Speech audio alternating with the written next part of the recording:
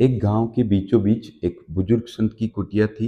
उसके चारों तरफ किसानों के मकान और उसके बाद उनके खेत थे। तो एक दिन सभी किसान एकत्रित होकर बुजुर्ग संत के पास पहुंचे और बोले, आजादी के बाद देश और कृषि दोनों का विकास हुआ। व्यापार, राजनीति, शिक्षा और नौकरी में किसान जाने लगे। ओलंपिक में मेडल आए, जवानों की छाती पर तमगे लगे, हर क्षेत्र में किसान छाने लगे। आर्थिक उन्नति हुई, संसाधन आए, किसानों का देश में प्रभाव बढ़ा। आराम और मौज मस्ती के नए नए तरीके इजाद हुए। बड़ी बड़ी गाड़ियों में किसान सवार हुए। पड़ोसी में जमीनी विवाद हुए। भाई भाई में जायदाद को लेकर घमासान हुए। हक की लड़ाई की जगह अपराध हुए। मेहनत का मजा कम, मजे मजे के लिए नशे हुए। परिवारों में प्रेम कम, जलन, ईर्ष्या और होड़ हो गई। आंतरिक अनुभव तो कम है, दिखावे पर ज्यादा जोर हो गया। आप ही बताइए, ऐसा क्यों हुआ? विकास तो हो रहा है, पर खुशहाली क्यों जाने लगी?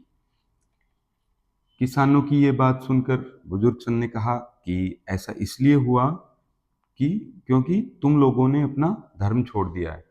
तो वहां पर सभी धर्मों के किसान थे, तो उन्होंने कहा कि हमने अपना धर्म नहीं छोड़ा है, हम सभी अपने अपने धर्मों का पालन कर रहे हैं। तो फिर संत ने कहा कि धर्म मतलब नियम। पुराने समय में किसानों के 3 मूलभूत नियम थे, जिन्हें वो हर परिस्थिति में पालन करते थे, चाहे सुख हो, दुख हो, गरीबी हो या अमीरी हो। तो फिर किसानों ने कहा कि वो 3 मूलभूत नियम कौन से हैं? तो बुजुर्ग सन ने कहा कि पहला मेहनत, दूसरा भक्ति और तीसरा सेवा। अपने कर्म के प्रति गहरा समर्पण और उत्साह का भाव, कर्म के प्रति जुनून और जोश, आलस्य का अभाव। धार्मिक स्थलों पर जाए या न जाए उसकी मर्जी, कोई भी काम परमात्मा को याद किए बिना किसान करता नहीं।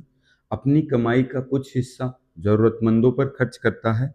परिवार, समाज, रिश्तेदार, मित्र, मेहमान, संत और देश से अपनापन रखता है। जल, पृथ्वी, अग्नि, आकाश, वायु को पवित्र मानकर प्रकृति के सभी जीवों को अपनी जिम्मेदारी समझता है।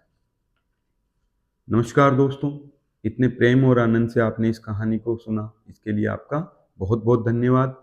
जय हिंद, जय भारत।